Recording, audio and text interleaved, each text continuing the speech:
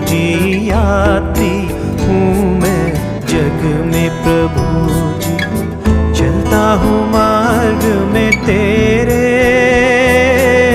चलता हूँ मार्ग में तेरे, वो निशान तू है यीशु जी, वो निशान तू है यीशु जी। बंदरगाह तू मेरा, बंदरगाह तू मेरा, यात्री हूँ मैं जग में प्रभु जी, यात्री हूँ मैं जग में प्रभु जी। आप कभी यात्रा में गए हैं? जी हाँ, हम में से कई लोग समर वेकेशन में या क्रिसमस टाइम में या कोई त्यौहार के समय ज़रूर यहाँ से वहाँ जगह जगह घूमने गए होंगे, लोगों से मिलने के लिए, या कोई अच्छे जगह पर जहाँ पर एक महीना रह सके गर्मी के समय में। यात्रा, हम सबों ने कहीं ना कहीं की यात्रा तो की होगी और हम एक यात्री बन जाते हैं, है ना। हम लोग एक पिलग्रिम से बन जाते हैं, यात्री। अब जो यात्री होता है, आप अच्छी तरह से जानते हैं, वो उनका घर एक ही घर होता है जहाँ से वो निकलते हैं। रास्ते में उनका घर नहीं होता है, पड़ाव होते हैं। अलग अलग प्रकार के लोग, अलग अलग प्रकार के समाज, अलग अलग प्रकार के शहर और अलग अलग प्रकार की कई चीज़ें जो व्यवहारिक रूप से अलग अलग रूप से दिखाई देती हैं। हम यात्री हैं, एक जगह से हम दूसरी जगह जाते हैं, दूसरी जगह से तीसरी जगह, और घूम करके फिर वापस अपने घर आ जाते हैं।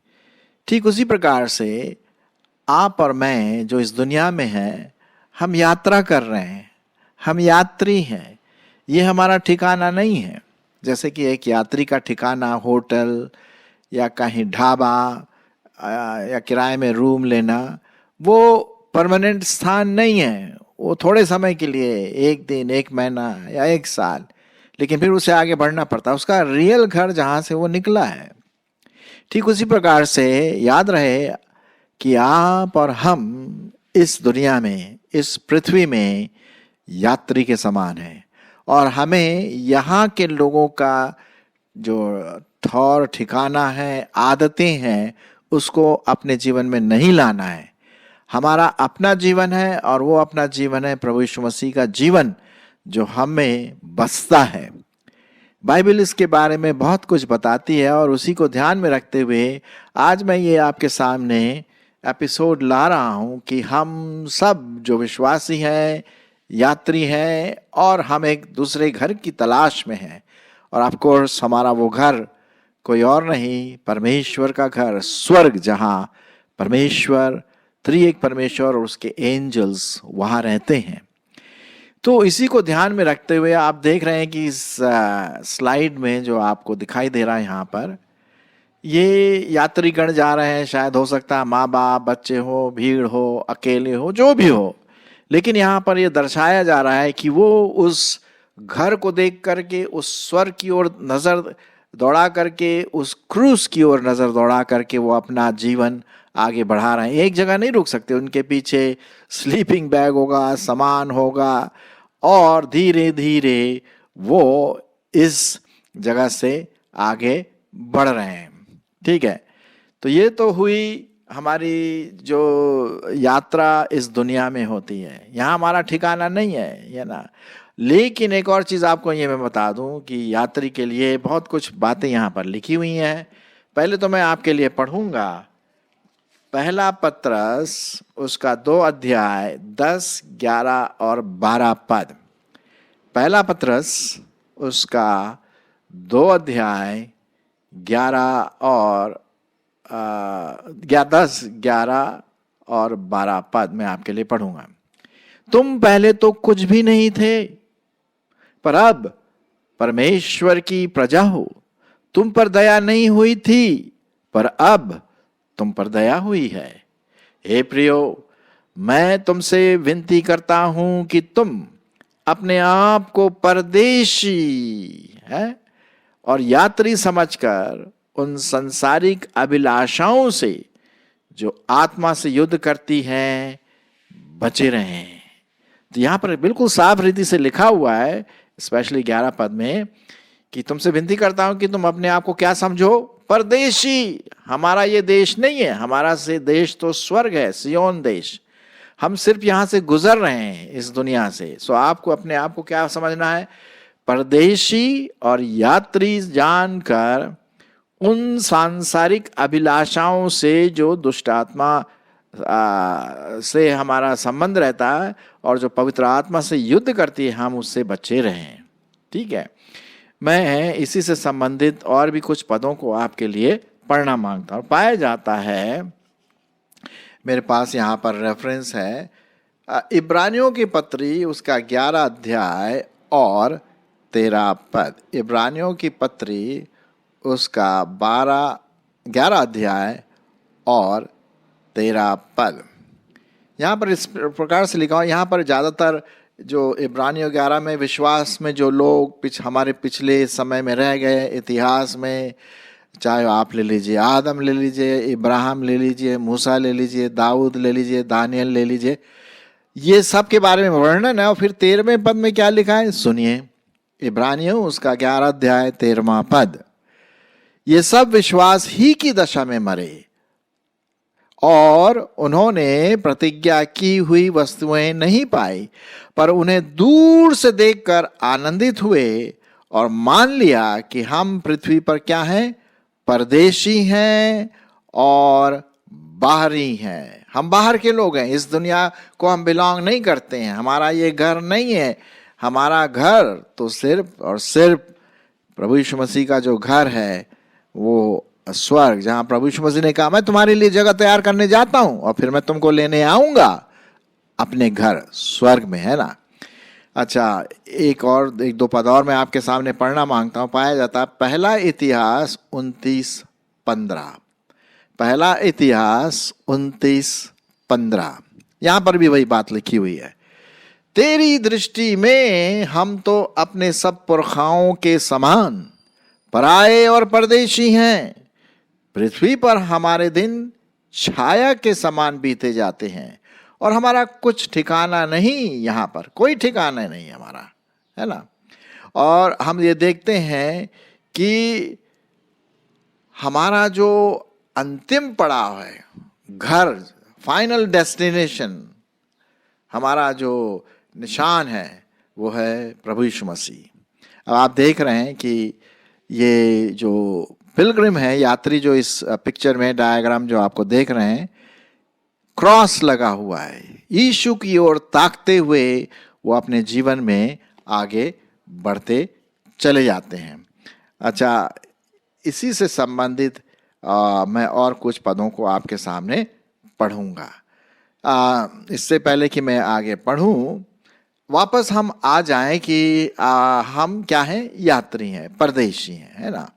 और हम उस देश की तलाश में हैं जो परमेश्वर ने आपके लिए और मेरे लिए बनाया है। ऑल राइट, अब हम देखें, अगर इसके पीछे आप देखें जो यात्री जा रहे हैं, कुछ चीज लिखी हुई है, शरीर की अभिलाषाएं, उसको हमें पीछे छोड़ना है। जब हम यात्रा कर रहे हैं तो हमारे सामने कई प्रकार की शरीर की जो इच्छाएं हैं, शरीर की जो अभिलाषाएं हैं, वो हमारे सामने आती है। उसको हमें पीछे छोड़ना है, उसके आगे नहीं भागना है। हमें उसको पीछे छोड़ करके क्रूस के आगे देखते हुए, क्रूस को, यीशु की ओर देखते हुए, स्वर्गीय स्थानों की ओर देखते हुए हमें आगे बढ़ना। हमारी दृष्टि क्रूस की तरफ होना है, ना कि शरीर की अभिलाषाओं की तरफ। मैं आपके लिए वापस जाऊंगा जो पहला पत्रस उसका 2 अध्याय और उसमें 11 पद में क्या लिखा है, मैं तुमसे विनती करता हूं कि अपने आप को परदेशी और सांसारिक जानकर उन सांसारिक अभिलाषाओं, है ना, संसार में जो अभिलाषाएं आती है, शरीर की जो अभिलाषाएं आती हैं, जो आत्मा से युद्ध करती हैं, उनसे बचे रहो, उनसे अलग रहो। ये शरीर की अभिलाषाएं हमारे जीवन में राज्य न करें, नहीं तो भैया ऊबड़ खाबड़ जगह होगी, पत्थरों से ठोस लगेगी, ठेस लगेगी और हम गिर जाएंगे अपने मसीह जीवन में। तो हमें उनकी ओर ध्यान नहीं देना। आपने देखा होगा जो दौड़ता है, जो रनर है, जो दौड़ने वाला व्यक्ति है, रेस में या कोई प्रतियोगिता में शायद आपने भी भाग लिया होगा, हम देखते हैं कि वो निशाने की ओर देखता है। उसका सिर्फ एक ही निशाना है कि वहां जाकर उस फीते को जो लटका हुआ है उसको मैं छूं, तब मुझे शायद कुछ पुरस्कार मिलेगा अगर मैं अव्वल आता हूं, पहला आता हूं। अच्छा, वो इधर उधर नहीं देखता है, वो लोगों की ओर नहीं देखता, या दूसरे और चीजें जो आकर्षित करती हैं, डिस्टर्बेंस जो आती, उनकी ओर नहीं देखता। अगर उनकी ओर देखेगा तो भैया वो रेस में कभी शामिल नहीं हो पाएगा। आप और हम क्या हैं भाई? मसीही दौड़ में शामिल हैं, यात्री हैं, और हम चल रहे हैं धीरे धीरे अपना समय जैसे गुजारते हैं। 60 साल, 70 साल, 80 साल, 90 साल और कोई लोग 100 साल भी। तो धीरे धीरे हम उस स्वर्गीय स्थानों की ओर बढ़ रहे हैं, लेकिन हमें शरीर की जो अभिलाषाएं वो हमारे पीछे रहना है ना। अब ये शरीर की अभिलाषाएं क्या है, जरा उसके बारे में भी देख लेते हैं। गलतियों उसका 5 अध्याय, ये है कुछ शरीर की अभिलाषाएं, संसार की अभिलाषाएं जो हम यहाँ पर देखते हैं, जो हमें हमारे यात्री जो हमारा औदा है उससे वो शायद हमें अलग करे। बोले अरे यार यहीं ठहर जाओ, मजा आएगा, खूब धनवान होंगे, अरे परमेश्वर भूल जाओ, पता नहीं कहाँ है वो, यहीं रह जाओ, हमारी ओर देखो। ये शरीर के काम बोलेगा। सुनिए, गलतियों उसका 5 अध्याय 19, 20 और 21 पद, ये संसार की अभिलाषाएं हैं, ये शरीर की अभिलाषाएं जो हमें चुंबक की तरह खींचती हैं अपनी तरफ, लेकिन हमें उधर नहीं जाना है। चलिए मैं पहले पढ़ लेता हूं, उसके बाद हम आगे बढ़ेंगे। गलतियों उसका 5 और 19 पद से सुनिए। शरीर के काम तो प्रकट हैं, ये वो अभिलाषाएं, अर्थात व्यभिचार, गंदे काम, लुचपन, मूर्ति पूजा, टोना, बैर, झगड़ा, ईर्ष्या, क्रोध, विरोध, फूट, विधर्म, डाह, मतवालापन, लीला क्रीड़ा और इनके जैसे और काम हैं, जिनके विषय में मैं तुमको पहले से कह देता हूं कि ऐसे काम जो पहले ऐसे काम करने वाले परमेश्वर के राज्य में वारिस नहीं होंगे। समझ लिया ना? परमेश्वर के राज्य में वारिस नहीं होंगे जो शरीर की अभिलाषाओं के साथ अपना जीवन बिताते हैं। और वो शरीर की अभिलाषा मैंने आपके सामने अभी पढ़ा, सांसारिक जो अभिलाषा, सांसारिक जो खिंचाव, चुंबक के समान बड़ा बहुत जैसे बोलते हैं ना चमकता हुआ, वो चमकीला चीजें ज्यादातर हमें अट्रैक्ट करती हैं, खींचती हैं। नहीं, हमें उनकी ओर नहीं, वो हमारे पीछे होना चाहिए, हमारे आगे नहीं। हमारे आगे तो सिर्फ और सिर्फ क्या है? प्रभु यीशु मसीह का क्रूस। हाँ, इब्रानियों में तो यही लिखा हुआ है। मैं जरा पढ़ लेता हूं आपके सामने। इब्रानियों उसका 12 अध्याय और उसका 1 और 2। एक यात्री जो है इन शरीर की अभिलाषाओं को पीछे छोड़ करके यीशु की ओर ताकते हुए स्वर्गीय स्थानों की ओर बढ़ते चले जाते हैं। हाँ, कभी कभी ठोकर आता है, पाप आता, लेकिन फिर भी हम उठ खड़े हो जाए, है ना, और उस यात्रा में, मसीही यात्रा में शामिल हो जाएं। सुनिए, इब्रानियों उसका 12 अध्याय 1 और 2 पद।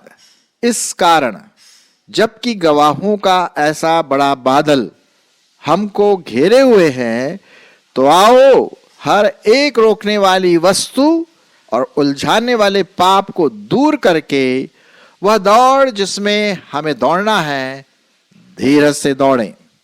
और विश्वास के कर्ता और सिद्ध करने वाले यीशु की ओर ताकते रहें। क्या है? विश्वास के कर्ता और सिद्ध करने वाले यीशु की ओर ताकते रहें, जिसने उस आनंद के लिए जो उसके आगे धरा था लज्जा की कुछ चिंता ना करके क्रूस का दुख सहा और सिंहासन पर परमेश्वर के दाहिने हाथ जा बैठा। इसलिए उस पर ध्यान करो, इसलिए उस पर ध्यान करो, उसकी ओर देखो। हाँ, तो हम पिलग्रिम, परदेशी, यात्री गण होकर के इन शरीर की अभिलाषाओं को पीछे छोड़ करके यीशु की ओर ताकते हुए स्वर्गीय स्थानों में धीरे धीरे अपने जीवन बिताएं, है ना। हम लोगों के लिए आशीष का कारण बने, ताकि परमेश्वर हमारी जो यात्रा है उसमें वो हमारी सहायता जरूर करेंगे। हाँ, और जब कभी कभी कठिनाई का समय आता है, अंधकार का समय, दुख का समय, समस्याएं आती हैं, मिसअंडरस्टैंडिंग होती है, बीमारियां हैं, पैसों की तंगी है, ये आ सकता है, ये आ सकता है। उस समय परमेश्वर आपकी और मेरी और भी अगुवाई करेगा, हमें पता ना पड़ेगा उस समय, लेकिन वो हमारी अगुवाई जरूर करे। एक बड़ी अच्छी किताब है, यदि आप उसको पढ़ सकते हैं, हिंदी में है, उसका नाम है यात्रा स्वप्नोदय, यात्रा स्वप्नोदय, और इंग्लिश में उस किताब का नाम है पिलग्रिम्स प्रोग्रेस।